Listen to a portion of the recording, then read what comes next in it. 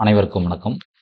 இந்த வீடியோவில் நம்ம என்ன பார்க்க போறோம்னா, காம்ப்ளெக்ஸ் இன்டகிரேஷன்ல காச்சி ரெசிடியூ தியரம் யூஸ் பண்ணி ஒரு எக்ஸாம்பிள் பார்ப்போம். ஸோ இங்க என்ன கொடுத்துருக்கோம்னா f of z 4 minus 3z by z minus z, z minus 1, z minus 2 மூணு டிஃப்ரெண்ட் போல்ஸ் கொடுத்துருக்கோம். மூணு டிஃப்ரெண்ட் போல்ஸ் கொடுத்துருக்கோம். சர்க்கிள் என்ன கொடுத்துருக்கோம், modulus z equal to 3/2. So நம்ம உள்ளது உள்ளபடி எடுத்துக்கிறோம். let f of z let f of z equal to 4 minus 3z by z minus 1 z minus 2 உள்ளது உள்ளபடி எடுத்துக்கிறோம். ஸோ போல்ஸ் ஃபைண்ட் பண்ணுறோம். ஸோ போல்ஸ் ஃபைண்ட் பண்ணுறதுக்காக use denominator is equal to 0. இப்போ டினாமினேட்டர் என்ன இருக்கு, z into z minus 1 into z minus 2 equals to 0. சரிங்களா? அப்போ a into b into c equal to 0வா இருந்துச்சுன்னா ஏதோ ஒரு வேல்யூ கட்டாயம் 0வா இருக்கும். அது a 0வா இருக்கலாம், இல்ல b 0வா இருக்கலாம், இல்ல c 0வா இருக்கலாம். அப்போதான் என்ன ஆகும், மூணையும் மல்டிப்ளை பண்ணும்போது ஆன்சர் 0 கிடைக்கும். ஸோ அந்த லாஜிக் படி பார்த்தா ஒன்று z 0வா இருக்கணும், இல்ல z minus 1 0வா இருக்கணும், இல்ல z minus 2 0வா இருக்கணும்.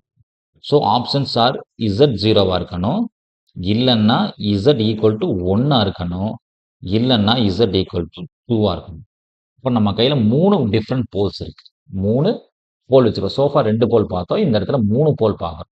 ஸோ 3 போல் பார்க்குறோம். ஸோ கையில் என்ன கொடுத்துருக்கோன்னு பார்க்கணும். கிவன் சர்க்கிள் என்ன கொடுத்துருக்கோம், modulus z 3/2 modulus z equals to 3/2. இல்லைன்னா இது என்ன பண்ணலாம், 1.5ன்னு எடுத்துக்கலாம். 1.5. ஸோ போல் 1 செக் பண்ணி பார்க்குறோம். போல் 1 செக் பண்ணி பார்க்குறோம். ஸோ மாடுலஸ் இசட்டுக்கான வேல்யூ 0. ஸோ கட்டாயம் இது 1.5ஐ விட குறைவாக இருக்கு.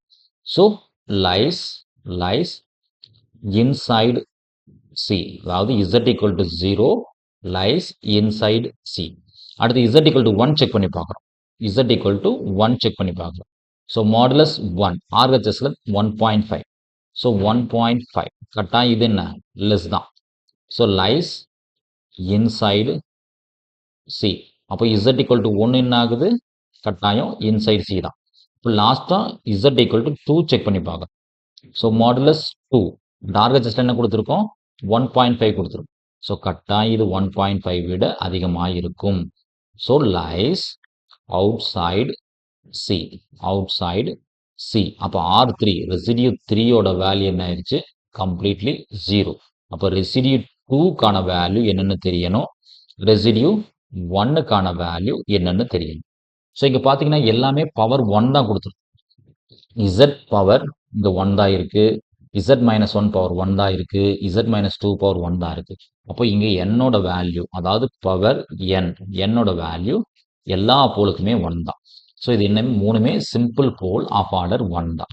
ஸோ நம்ம ரெசிடியூ கண்டுபிடிக்க போகிறோம். So residue 1 residue at z equal to a, general formula of order 1 தான், ஏன்னா பவர் 1 தான். அப்போ ஜென்ரல் ஃபார்முலா என்ன சொல்லுது, limit z tends to a z minus a into f of z. இது பொதுவான formula. So first residue z equal to 0 எடுத்துக்கிறோம். z equal to 0. அப்போ இங்கே என்ன ஆகும், limit z tends to 0 z minus 0 f of z. f of z ஓட value என்ன, 4 minus 3z. 4 minus 3z. f of z ஓட value 4 minus 3z by z into z minus 1 into z minus 2. சரி, இப்போ z cancel ஆகும். இப்போ z இப்போ 0 போட்டு என்ன ஆகும், மேலே 4 மைனஸ் 3 இன்ட்டு 0, கீழே என்ன கிடைக்கும், 0 மைனஸ் 1. இந்த டைம் கிடைச்சுன்னா 0 மைனஸ் 1, இங்கே 0 போட்டால் 0 மைனஸ் 2 கிடைக்கும். 0 மைனஸ் 2. இப்போ நியூமரேட்டரில் 4 மட்டும், டினாமினேட்டரில் -1, இந்த இடத்துல -2 இருக்கும். இப்போ இந்த 4ம் 2ம் கட் பண்ணிங்கன்னா இங்கே -1 இருக்கும். ஸோ மைனஸ் இன்ட்டு மைனஸ் என்ன ஆகும், ப்ளஸ் ஆயிடும். இப்போ ஃபைனலாக மேலே என்ன இருக்கும், 2 இருக்கும், கீழே என்ன இருக்கும், +1 இருக்கும். Or finally 2. இது R1 ரெசிடியூ 1ஓட வேல்யூ +2. சரிங்களா? அடுத்தது ரெசிடியூ 2க்கு போகிறோம். So residue 2.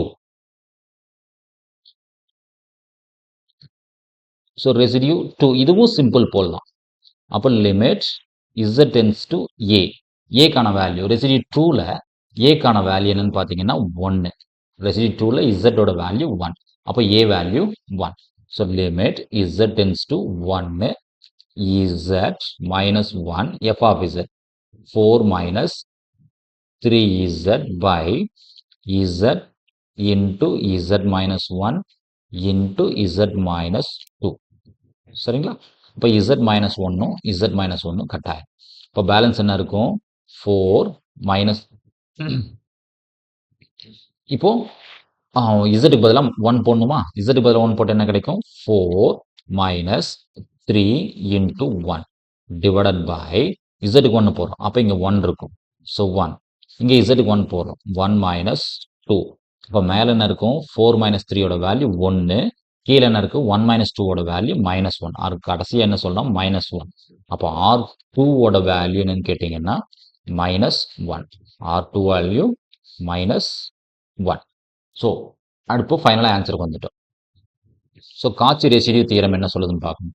So Cauchy residue theorem by definition of Cauchy residue theorem.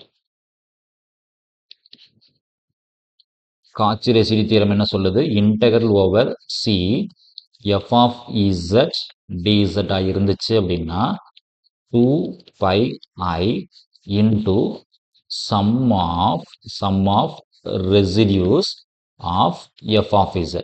sum of residues of f of z. இங்கே நம்ம கையில் எத்தனை ரெசிடியூ இருக்குன்னு பார்த்தீங்கன்னா 2 ரெசிடியூ இருக்கு. அப்போ 2πi இன்டு மொத்தம் 3 residue R1 plus R2 plus R3.